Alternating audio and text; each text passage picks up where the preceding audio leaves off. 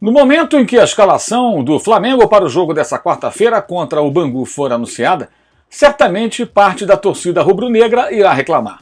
Isso porque Rogério Ceni deverá escalar, salvo alguma emergência, alguma mudança de última hora, uma mudança forçada, a equipe que conquistou o Campeonato Brasileiro, o time que ele vinha escalando na reta final da temporada 2020. Uma única só mudança que seria, ou será, a volta de Diego Alves, goleiro titular, que estava contundido e por isso, naquela reta final, foi substituído por Hugo. Hugo que, aliás, falhou 2 vezes no jogo da última rodada, derrota para o São Paulo, que não impediu o título, mas colocou em risco a conquista rubro-negra. Diego Alves, Isla, Gustavo Henrique, William Arão e Felipe Luiz. Gerson, Diego, Everton Ribeiro e Arrascaeta.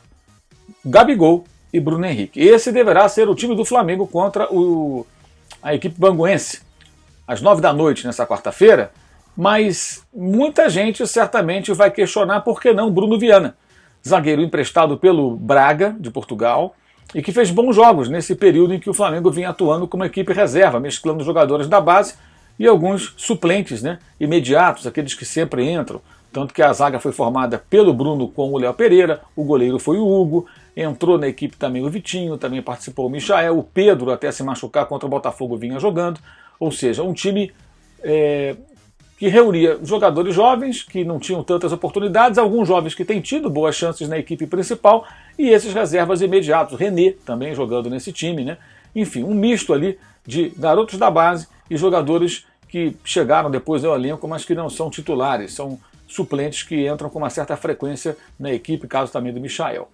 Mas vamos lá, o que você faria se você fosse o Rogério Ceni? Vamos pensar um pouquinho aqui como as coisas funcionam no futebol. O técnico do Flamengo ele é curiosamente questionado e cornetado até mesmo ganhando o Campeonato Brasileiro. Existe uma ala da torcida do Flamengo que implacavelmente o critica, independentemente do que ele faça, independentemente de como o time jogue. Além disso, parte da imprensa também tem sido muito rigorosa com o treinador, o que é o direito do torcedor, o direito do jornalista também. Isso significa o quê? Analisando o cenário. Ele não conta com um apoio maciço da torcida e também na imprensa tem críticos ferozes e frequentes. Seria inteligente entrar em rota de colisão com o elenco? Faria sentido? Você faria isso? Tiraria um titular do grupo que ganhou o campeonato para colocar um jogador que acabou de chegar de Portugal? Não faria sentido, seria uma tolice. Além disso, a lógica que está sendo utilizada pela comissão técnica é a seguinte: nas 2 últimas semanas, esses jogadores que vão começar a partida treinaram com o técnico principal. E o técnico auxiliar, o Maurício de Souza, comandou o time misto, esse dos garotos, com os jogadores reservas imediatos, nesses últimos jogos pelo Campeonato Carioca. Então a lógica é o Ceni colocar em campo aqueles com os quais ele vinha trabalhando, os jogadores que ele vinha preparando, os jogadores que, a priori, são aqueles que ele imagina em campo na Libertadores, contra o Palmeiras na Supercopa do Brasil no dia 11 em Brasília, e por aí vai. E nos jogos também, claro, decisivos aí, que deverão vir do Campeonato Carioca. Mas isso também não significa que esses jogadores serão intocáveis. Pelo que pudemos apurar, inclusive, a tendência é de uma boa briga por posição. A zaga, especialmente, com muita concorrência, porque o Arão agora passa a ser visto como zagueiro. Ele foi puxado para essa função justamente para dar uma maior qualidade na saída de bola, porque Rodrigo Caio estava machucado, voltou e se machucou novamente. Há a possibilidade até de ele voltar contra o Palmeiras dia 11, mas ainda não há uma certeza quanto a isso. Arão na zaga com Gustavo Henrique, mas o Bruno Viana causou boa impressão para o treinador justamente pela qualidade na saída de bola, pela tranquilidade, rapidez, mas claro, não foi devidamente testado porque nessas partidas das quais participou, o Flamengo não foi tão exigido em sua defesa, não foi tão pressionado. Os adversários foram mais atacados do que atacaram, então ele não foi totalmente testado, mas na saída de bola, na chamada construção do jogo, no início da construção das jogadas, o Bruno Viana foi bem e deixou uma imagem positiva. Ou seja, é um jogador que deve brigar por posição, porque ele preenche ali algumas características, ele possui algumas características que agradam o treinador, o técnico que faz questão de ter zagueiros, ou pelo menos um zagueiro, com um passe mais qualificado, mais rápido, um jogador que tenha uma dinâmica melhor na saída de bola. E o Bruno talvez possa preencher isso pelas qualidades que tem, pelo que demonstrou nesse período. Então a tendência é de briga por posição. Bruno Viana, Rodrigo Caio, William Arão, Gustavo Henrique e o Léo Pereira correndo por fora, um jogador que foi escalado ao lado do próprio Bruno nesses jogos recentes, não comprometeu, também não foi tão exigido, é um jogador que custou muito dinheiro e que o Flamengo naturalmente terá que tentar recuperar.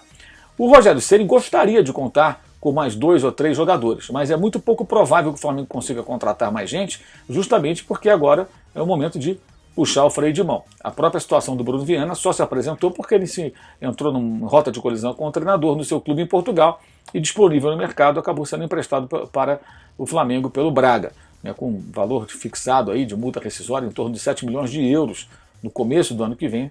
Caso o Flamengo queira ficar com ele em definitivo, teria que pagar isso ou abrir uma negociação para entrar em acordo com o Braga, mas isso é uma coisa muito lá para frente, né? Ainda falta muita coisa para acontecer para se pensar nisso nesse momento. Mas o fato é que teremos briga por posição. E alguns jogadores de meio campo, que eram ali reservas imediatos, o próprio PP, que o Rogério gosta dele, sempre entrando no time, acho que vai enfrentar agora uma concorrência maior. O Hugo Moura, jogando mais recuado, ganhou espaço como uma opção ali na ausência do Arão, que virou zagueiro, e o Thiago Maia ainda contundido. Também há a situação do João Gomes, que joga também mais à frente, jogou essas partidas um pouco mais à frente, que pode preencher esse espaço, sendo um jogador para substituir, por exemplo, o Everton Ribeiro eventualmente, né? E o próprio Thiago Maia, quando voltar, pode jogar um pouco mais à frente também, ou seja, começam a surgir ali no próprio elenco algumas alternativas. O Ceni gostaria de contar com um jogador, um atacante mais de lado, mais rápido, o Yuri César, por exemplo, que com ele trabalhou no Fortaleza quando emprestado pelo Flamengo, mas esse jogador foi negociado, então não poderá, evidentemente, participar, já foi embora do Flamengo. O Flamengo tem o Michael, que é uma característica de muita velocidade, drible, um jogador que até fez alguns bons jogos. Até gravei um vídeo falando sobre isso depois da partida recente contra o Boa Vista. Você pode clicar aqui em cima, inclusive, para acessar esse vídeo. Mas não há tantas opções de jogadores com esse perfil.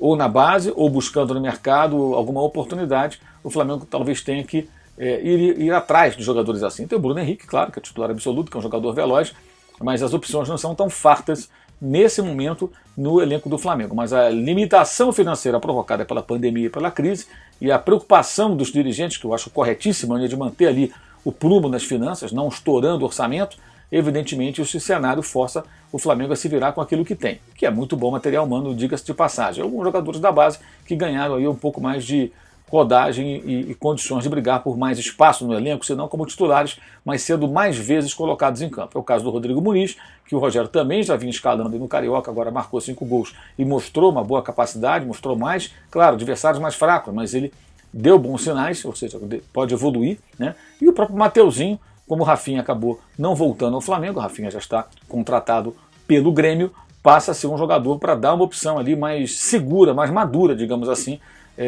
em relação ao Isla, que segue sendo o titular da lateral direita. Então o cenário é esse.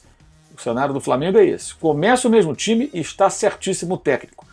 Não faria sentido, não seria inteligente, vamos combinar. É até ingênuo pensar isso, né? Comprar uma briga com o elenco, né, mexendo uma peça, um jogador que foi titular numa conquista de título brasileiro para colocar quem acabou de chegar. Mas o Bruno Viana vai ganhar espaço. Tenha certeza disso. As oportunidades vão aparecer e a tendência é de mais disputa por posição.